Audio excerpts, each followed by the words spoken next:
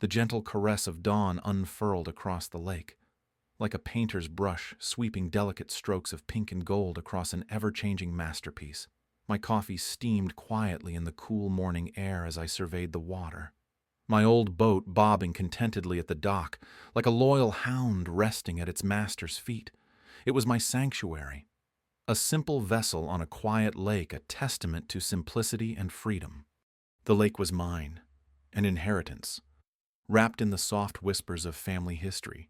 It sprawled majestically, a hidden gem cradled by towering pines and the occasional chorus of distant birds, a place of solitude and reflection, untouched by the chaos of modern life.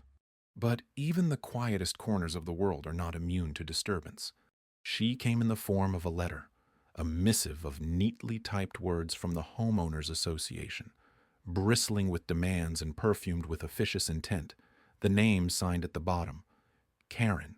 She was the president of the HOA, a title she wore with the self-importance of a queen, granting an audience. The letter was concise, yet brimming with unspoken disdain. The boat, she claimed, was a violation, an eyesore. It disrupted the uniformity, the pristine aesthetic they sought to uphold. It must be removed. I read the letter slowly, allowing each word to settle like a stone in the lake's clear waters. The irony was rich, almost amusing, like a play unfolding with a script only I knew. Little did Karen understand the expansiveness of my ownership, the very ground she walked on, and the water she sought to govern. Yet, I felt no anger, only a quiet resolve. In response, I wrote back a simple note, acknowledging receipt. Devoid of emotion or concession, I tucked it into the envelope, sealed it with the calm precision of one who knows the tides intimately. It was a small gesture, but one that carried the weight of unspoken truths.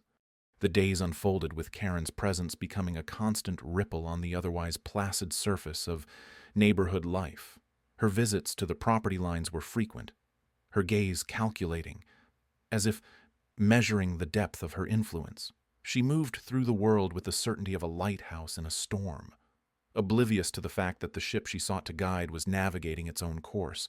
Yet, I remained a spectator, watching her antics from the comfort of my porch, sipping coffee as if this were a play performed for my amusement. Her attempts at control were as futile as trying to cork the lake's flow. My thoughts drifted like the mist over the water. Did she know? Would she ever realize the futility of her campaign? The lake's secrets were mine to keep, nestled as they were among the reeds and the tranquil depths. I pondered this as the sun dipped towards the horizon, painting the sky with the fiery hues of dusk. The lake mirrored the transformation, a living canvas reflecting the inevitable passage of time. It was in these moments, amid the serene inevitability of nature, that I understood the true power of silence and ownership. Karen's demands, her letters, her attempts to dictate what could and could not reside on my shore. These were but ripples, temporary disturbances on an otherwise untroubled surface. The lake and I had seen much over the years, and we would endure long after the echoes of her footsteps had faded into the annals of forgotten disputes. As night descended, a blanket of stars stretched across the sky, reflected in the water's depths.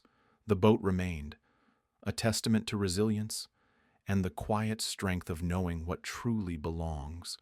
And so, Act 1 drew to a close, not with a clash of thunder or a storm of words, but with the peaceful certainty of a lake at rest and the quiet promise of what was yet to come.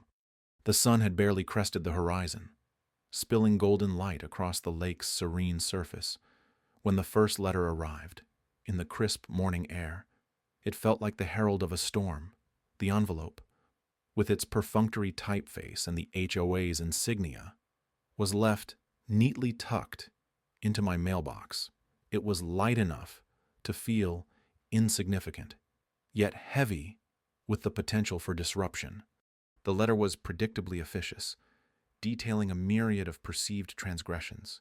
My boat, they claimed, violated the community's aesthetic guidelines and posed a threat to the harmonious landscape they so zealously guarded. Aesthetic guidelines. I almost chuckled. The lake had been here long before their tract houses and meticulously manicured lawns, and it would remain long after their rules faded into memory. I folded the letter carefully and placed it on the kitchen table, allowing myself a moment of reflection. The HOA's missive felt like a mosquito bite, irritating, persistent, but ultimately inconsequential. Yet, I knew this was merely the opening salvo in Karen's campaign to exert control over what she could never truly own. Days passed, and the letters multiplied like weeds in an untended garden, each one more absurd than the last. Overgrown foliage, inconsistent paint colors, and unspecified disturbances at unreasonable hours. They were both a comedy and a tragedy. These letters, showcasing the pettiness of bureaucratic obsession in black and white. Neighbors began to talk, their whispers fluttering through the neighborhood like autumn leaves. Did you hear and can you imagine? Carried on the wind, rippling through the community. I understood the power of gossip, a force as ancient and powerful as the lake itself, shaping perceptions with the subtlety of a gentle but persistent tide. Karen's influence was pervasive. Her minions, for how else could one describe them, began to materialize at odd hours, clipboards in hand, eyes scanning for any breach of their precious mandates. They were like a flock of sparrows, pecking away at the edges, hoping to unsettle my calm. Amidst this quiet chaos, the lake remained my refuge, its waters a mirror reflecting the sky's moods, its silence a balm against the steady hum of Karen's machinations. I would sit on the dock, the wood warm beneath me, and watch the world dissolve into twilight. In these moments, the absurdity of the HOA's vendetta seemed to recede into the distance, a distant echo of a far less significant world. But Karen was relentless. Her campaign a relentless tide threatening to erode the peace I cherished. I could feel the pressure building, a crescendo of tension that begged for release. Yet I remained outwardly calm, the still surface of the lake mirroring my demeanor. Inside, however, thoughts swirled like a storm, each one a ripple in the water. One evening, as the sun bled into the horizon, painting the sky with hues of orange and violet, I found an unexpected visitor on my doorstep, a fellow resident, hesitant and apologetic, carrying with him the weight of the community's gossip.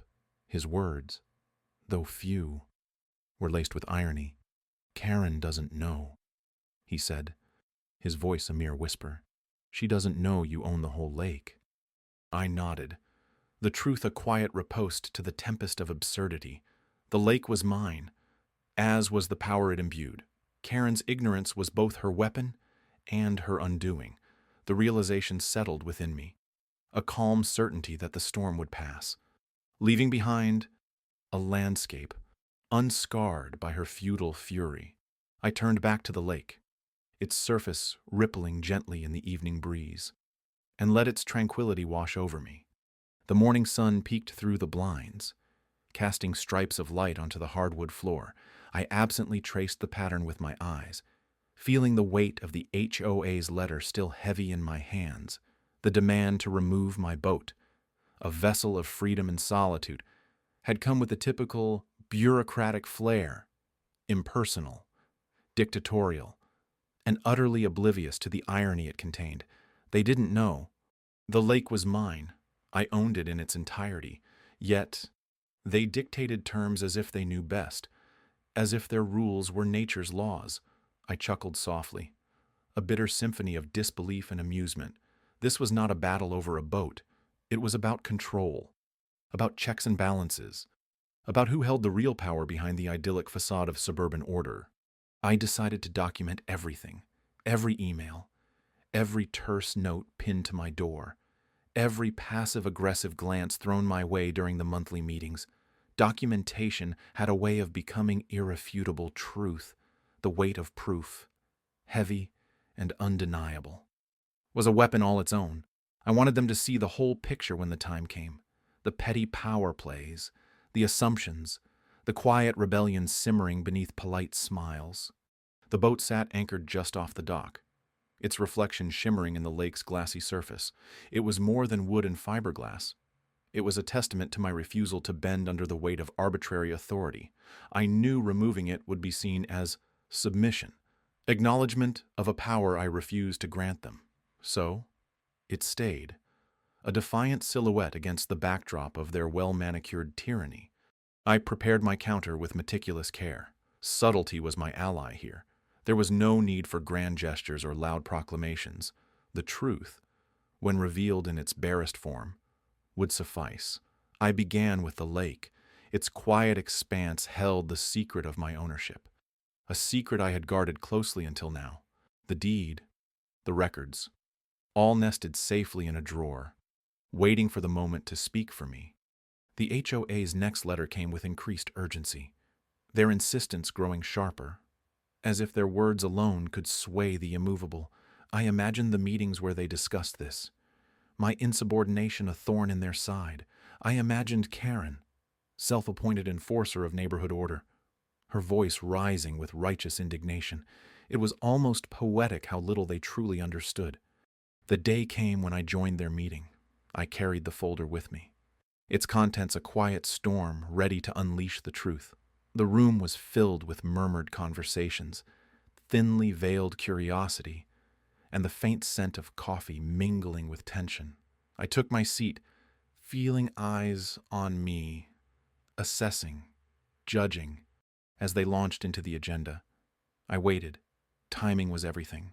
Their voices faded into a background hum as my thoughts turned inward. This was not about revenge. It was about balance, about correcting the scales tipped by ignorance and assumption. Then, the opening I had waited for, the moment they brought up the boat. I placed the folder on the table with deliberate calm. Silence fell. Curiosity peaked. And then, with quiet precision, I revealed the truth. The lake was mine. The irony hung in the air, a delicate tension ready to shatter. Karen's face was a study in disbelief and frustration, her authority crumbling in the face of undeniable reality. The room was a tableau of shifting loyalties, of dawning comprehension. No words were needed. The deed spoke louder than any argument. The meeting concluded with a quiet respect that had been absent before, a respect for boundaries, for ownership, for the silent strength that did not require loud declarations. As I left, the air felt different. The weight of assumed authority lifted. I returned to my boat, its presence now hallowed by the truth. The lake lay before me, vast and serene, a reminder of the quiet power of knowing what is truly yours. The morning light filtered through the gauzy curtains, casting an ethereal glow over the room. I savored the quiet, the calm before the storm. I sensed brewing. It was the kind of silence that hums with anticipation, like the moments before a symphony reaches its crescendo. Today, the undercurrents in the neighborhood would start to shift. The lake stretched out like a polished mirror, reflecting the sky's serene blues. My boat, now docked and defiant, sat in the water like a sentinel of my unspoken rebellion. Its presence was a gentle reminder of ownership, a silent declaration that I belonged here far more than the HOA's petty bylaws could dictate. Neighbors walked their dogs along the trail bordering the water. I could see them pause, their eyes drawn to the boat as if pulled by some magnetic curiosity, their whispers carried across the lake, a susurrus of speculation and intrigue. There was a delicious irony in their fascination. Given how rigidly they'd clung to the HOA's dictums, I watched them, sipping my coffee, the warmth seeping into my palms and grounding me in this moment. The tension was palpable, an electric charge in the air. Would they act, or would they watch? Each passing moment felt like a coin tossed into the air, its outcome uncertain. The first real confrontation came when Mrs. Langley, a stalwart of the HOA, trotted down the path in her usual morning routine. Her eyes, sharp as a hawk's, landed on the boat. Surprise flickered across her face. quickly replaced by a steely determination. It was as if she were a general surveying enemy lines, plotting her next move in this suburban chess game. She hesitated, the pause of someone weighing their words with the gravity of a general about to declare war. I watched from my porch, a silent observer in this unfolding drama. Her resolve wavered as she approached, a battle fought internally between duty and doubt. It was then that I chose to exert my influence, not through confrontation, but through presence. I stepped out, letting the sun catch the edge of my smile, a quiet acknowledgement of her attention. She stopped, words swallowed by the realization that perhaps this was a battle she could not win. The wind whispered through the trees, carrying away the tension, leaving her standing there, a queen without her court. The irony was not lost on me. In the battle for control, I had already won, not with words or deeds, but with the simple truth of ownership. I didn't need to enforce my will.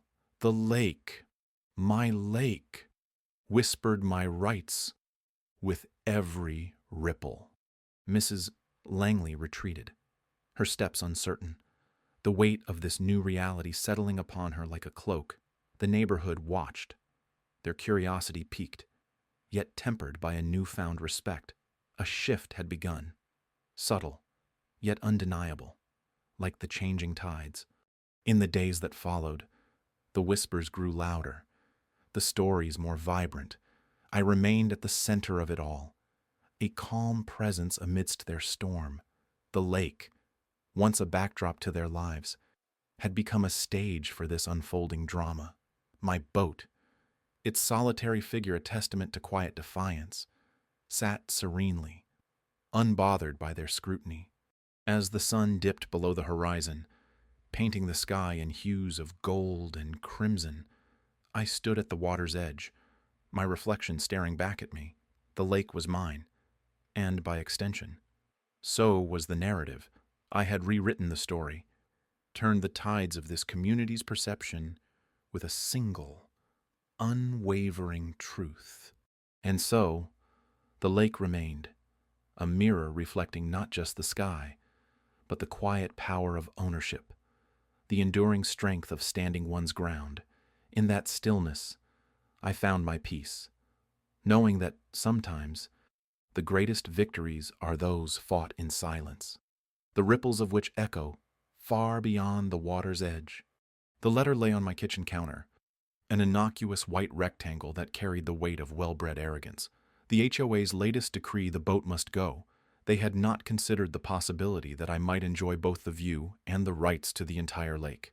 Their oversight, or perhaps my discretion in past meetings, had led them to believe I was merely another player on their board, rather than the one who owned the game. I had a fondness for the lake, a connection that went deeper than property lines inked on old parchment. My grandfather's hands had built the first dock, his sweat mingling with the water that reflected the sun-dappled sky. The lake was a part of me, as integral as breath or heartbeat, and no petty committee would sever that bond. I spent the morning considering the letter, its neatly typed paragraphs and officious tone. Each word seemed to bristle with self-importance, a stark contrast to the gentle lapping of water against the hull of my boat. I sipped my coffee, gazing out the window, where the lake stretched serenely under the morning light, undisturbed and eternal. The next few weeks unfolded quietly. I attended the HOA meetings, nodding along to their discussions, participating just enough to maintain the illusion. My silence was my weapon, each unspoken word a carefully placed stone in a foundation they could not see. I hired a lawyer, discreet and precise, to handle the paperwork. It was not confrontation I sought, but resolution. I watched the process from afar, a puppeteer pulling strings with the lightest touch. It was a dance, a careful choreography of legal jargon and property rights, all culminating in a single moment of revelation. When the final meeting arrived, they were unprepared. I handed them a copy of the deed, the room suffocating in silence as realization dawned. Their faces were a study in disbelief, a tableau of shock and dawning understanding. This was not the victory lap they had envisioned, but a quiet, crushing defeat. One of them spoke, a single, stammered sentence that broke the stillness. It was a question, tinged with disbelief and a hint of desperation. I met their gaze, my expression impassive, calm as the lake on a windless day. The room felt smaller, the air thicker, as if the walls themselves were closing in. Afterward, I walked down to the dock. The sun hung low in the sky, casting long shadows across the water. My boat bobbed gently, tethered to its place of rest. I leaned against the railing, feeling the familiar creak of wood under my hands. The lake stretched before me, vast and open, a mirror reflecting the sky's deepening hues.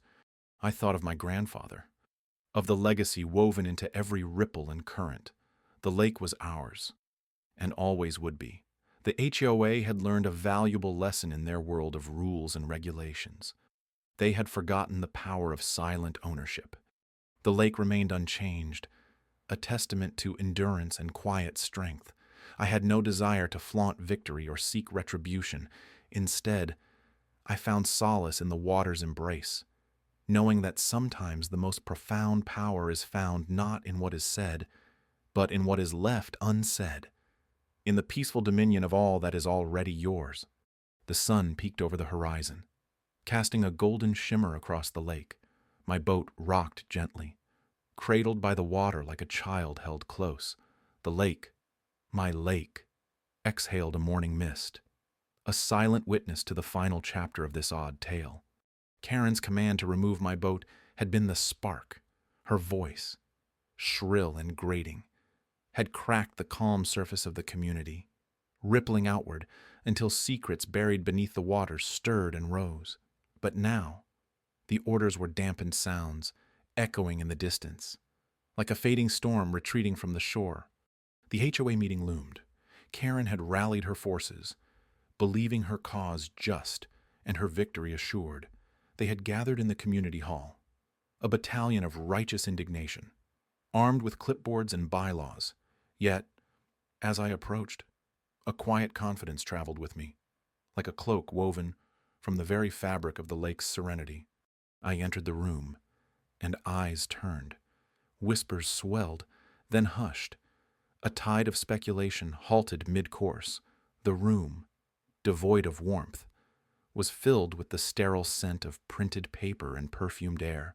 Karen, seated at the helm of their table, offered a thin smile, a dagger wrapped in silk. The meeting commenced, a procedural dance of motions and seconds until the moment arrived. Karen rose, her voice cutting through the air, a blade seeking purchase. She delivered her argument with polished precision, each word a calculated step in her campaign for control. With a deliberate calm, I let her words wash over me, a storm breaking upon an unyielding cliff. The room watched, breath held. As I stood and reached into the quiet beneath their noise, I spoke, slowly, each word an oar dipping into the lake's surface, creating ripples of truth. My revelations were simple, inescapable. The lake was mine, a legacy left to me by a family with deep roots in this land, a history woven into the waters themselves. The boat was no intruder, but a rightful tenant, residing where it belonged. And the bylaws, they held no power over sovereign waters. Eyes widened, mouths parted in silent disbelief. Karen's composure cracked, a porcelain mask shattering to reveal the raw shock beneath. Her supporters shifted uncomfortably, the ground beneath them now unfamiliar, unstable. But it wasn't about victory. It was about restoring balance, the delicate equilibrium between nature and the community, between authority and respect. As I finished, the room fell into a reflective silence, a stillness settling over the gathering like the lake's own tranquility.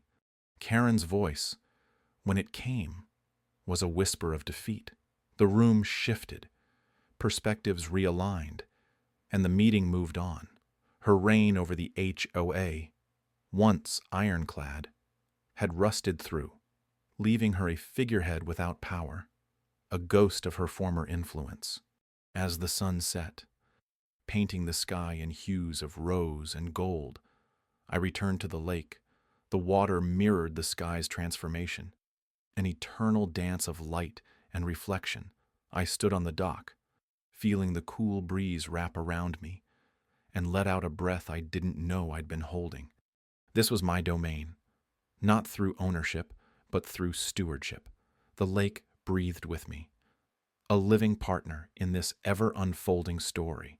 The community had been restored, not through conquest, but through understanding. And as I watched the last light dip below the horizon, I knew that peace had settled, like the gentle lap of water against the shore.